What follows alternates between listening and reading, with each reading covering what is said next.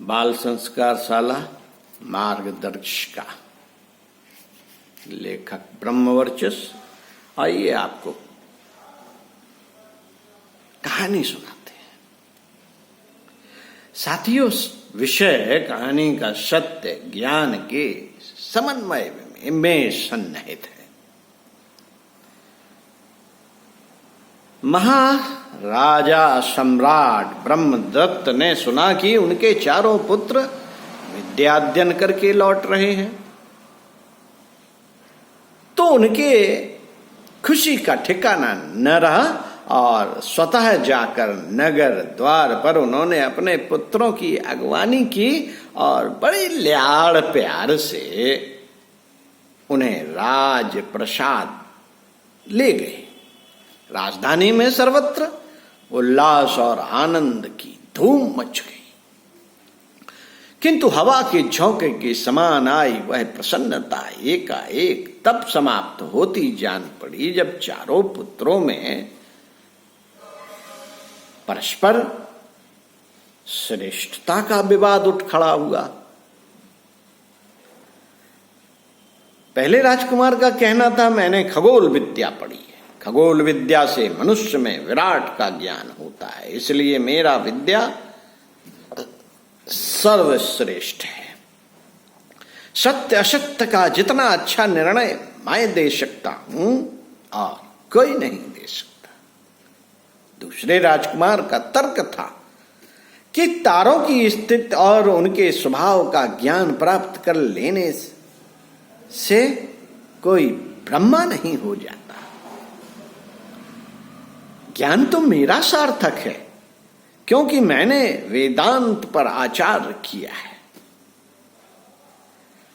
ब्रह्म विद्या से बढ़कर कोई विद्या नहीं, इससे लोक परलोक के बंधन खुलते हैं। इसलिए मैं अपने को श्रेष्ठ कहूं तब तो कोई बात है। इन भाई साहब को ऐसा मानने का क्या अधिकार?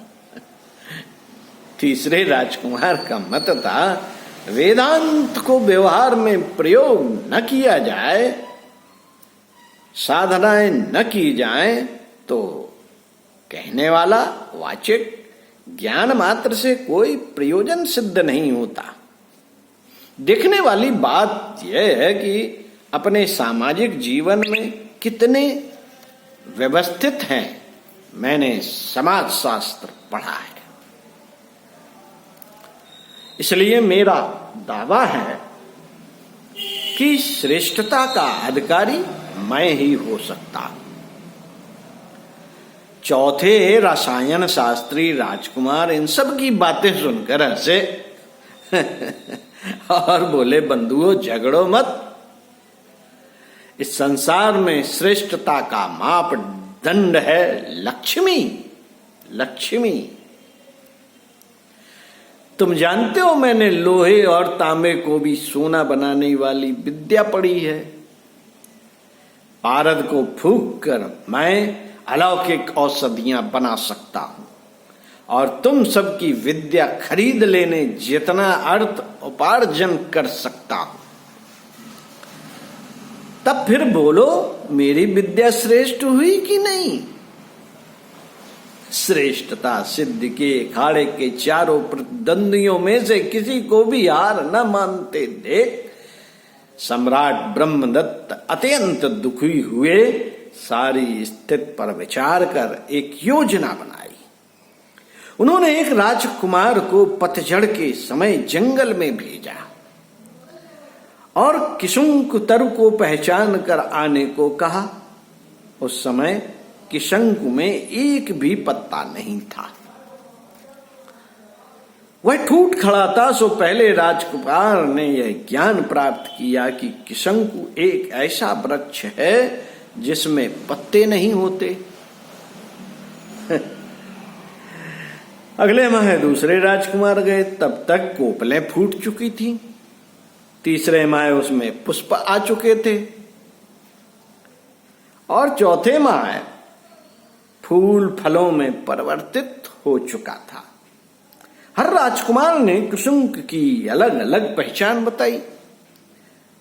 तब राजपुरोहित ने उन चारों को पास बुलाया और कहा, तात कि शुंक तरु इस तरह का होता है, 4 महीने उसमें परिवर्तन के होते हैं। तुम लोगों में से हर एक ने अपना भिन्न रूप देखा, पर यथार्थ कुछ और ही था। इसी प्रकार संसार में ज्ञान अनेक प्रकार से हैं, पर सत्य उन सबके समन्वय में है। सत्य उन सबका जब एक साथ समन्वय कर दिया जाता है, तभी सत्य का पता चलता है। किसी एक व्यक्ति में आप सत्य नहीं ढूंढ सकते। राजकुमार संतुष्ट हो गए और उस दिन से श्रेष्ठता के अहंकार का परित्याग कर परस्पर मिलजुल कर रहने लगे। साथियों, कहानी से क्या शिक्षा मिलती है बताइए? अकेला व्यक्ति कुछ नहीं, अकेले व्यक्ति का वजूद कुछ नहीं। सबके साथ मिलकर चलने, सबको साथ लेकर चलने, सबके साथ हिल मिलकर रहने, प्रेम से रहने में ही व्यक्ति खुश रहता है और समाज में उसे सम्मान, आदर, सत्कार सब भी मिलता है। साथियों, सेवा भावी की कसौटी। स्वामी जी का प्रवचन समाप्त हुआ। अपने प्रवचन में उन्होंने सेवा धर्म की महत्ता पर विस्तार से प्रकाश डाला और अंत में यह निवेदन किया कि जो इस राह पर चलने के इच्छुक हो, वो मेरे कार्य में सहयोगी हो सकते हैं।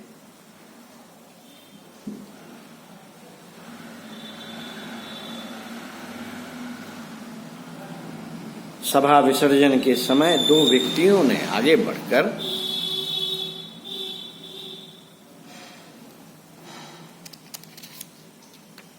अपने नाम लिखाए। स्वामी जी ने उसी समय दूसरे दिन आने को आदेश दे दिया। सभा का विसर्जन हो गया, लोग इधर उधर बिखर गए।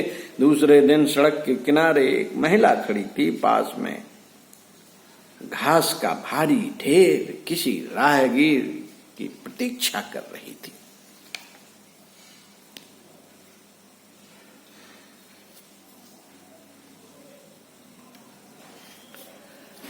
प्रतीक्षा कर रही थी कि कोई आए और उसका बोझा उठवा दे। एक आदमी आया। महिला ने अनुनय विनय की, पर उसने उपेक्षा की दृष्टि से देखा और बोला, अभी मेरे पास समय नहीं, मैं बहुत महत्वपूर्ण कार्य को संपन्न करने जा रहा हूं। इतना कहकर वो आगे बढ़ गया।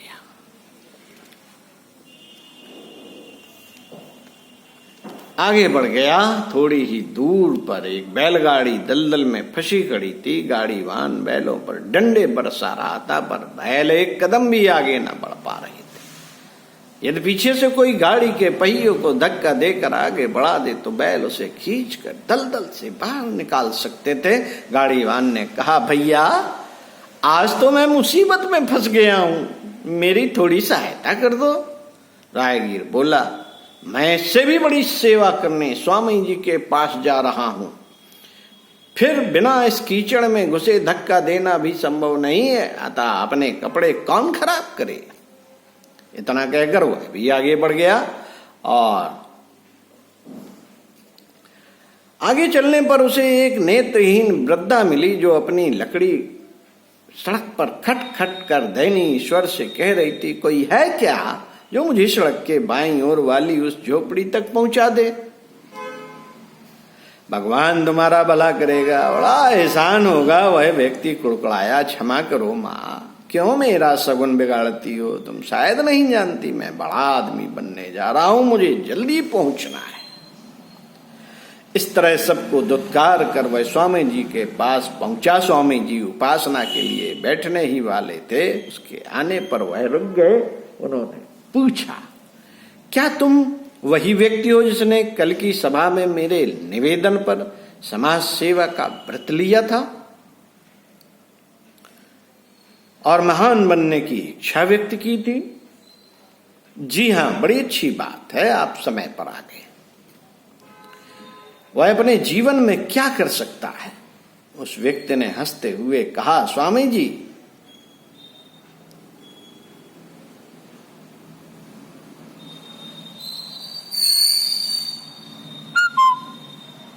स्वामी जी ने कहा, आप बड़े अच्छे समय पर आ गए, ठीक है। उसके आने पर वह रुक गए। उन्होंने पूछा, क्या तुम वही व्यक्ति हो जिसने कल की सभा में मेरे निवेदन को स्वीकार कर समाज सेवा का व्रत लिया था और महान बनने की इच्छा व्यक्त की थी? उसने कहा, जी जी जी हाँ, मैं वही व्यक्ति हूं। बड़ी अच्छी बात है, आप समय पर आ गए, जरा देर बैठिए, मुझे एक अन्य व्यक्ति की भी प्रतीक्षा है। तुम्हारे साथ एक और नाम लिखाया गया है।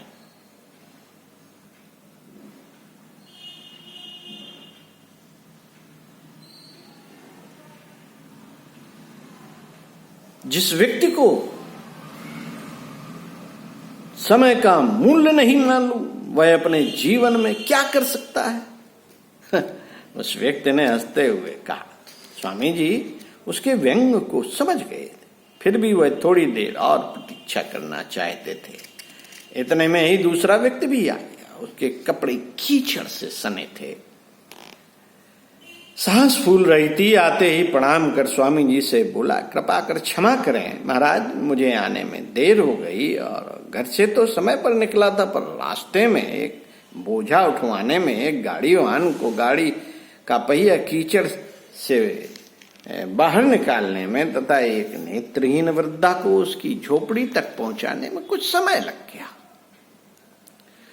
और पूर्व निर्धारित समय पर आपकी सेवा में उपस्थित न हो सका। स्वामी जी ने मुस्कुराते हुए प्रथम आगुंतक से पूछा, दोनों की राह एक थी, पर तुम्हें सेवा के जो अवसर मिले उनकी अवहेलना कर यहां चले आए। तुम अपना निर्णय स्वयं ही कर लो, क्या सेवा कार्यों में मुझे संयोग प्रदान कर सकोगे? जिस व्यक्ति ने सेवा के अवसरों को खो दिया, वह भला क्या उत्तर देता? साथियों, एक और कहानी, इस कहानी से क्या शिक्षा मिली आप नोट करिएगा। एकांत नहीं मिला। आचार्य उपकौशल को अपनी पुत्री के लिए योग्य वर की खोज थी।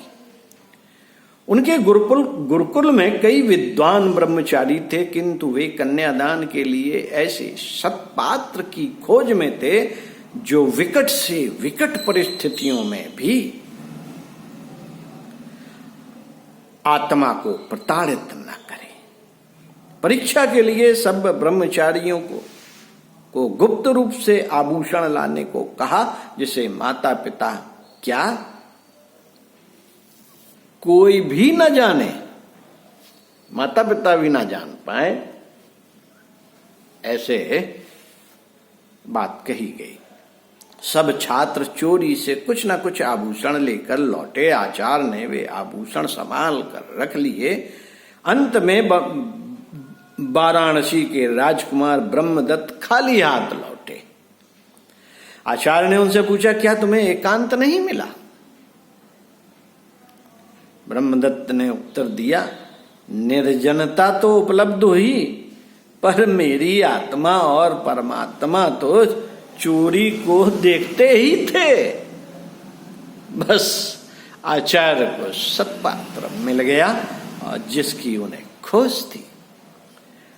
साथियों, ईश्वर तो सर्वत्र विद्यमान है।